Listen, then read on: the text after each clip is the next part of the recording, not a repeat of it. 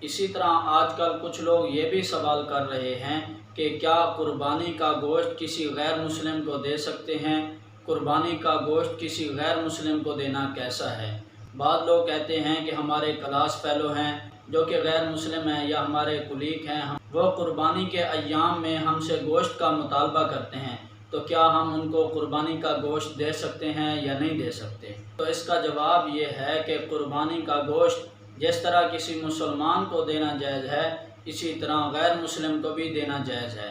خاص طور پر جب وہ آپ کا کلاس فیلو ہو یا آپ کا کلیگ ہو، آپ کا پڑوسی ہو یا آپ کے پاس کام کر رہا ہو۔ اس کی دلیل یہ ہے کہ سورۃ حج میں اللہ تبارک و تعالی نے فرمایا فَكُلُوا مِنْهَا وَأَطْعِمُوا الْقَانِعَ وَالْمُعْتَرَّ کہ قربانی کے گوشت میں سے خود بھی کھاؤ اور جو ضرورت مند اور محتاج ہیں ان کو بھی کھلاؤ۔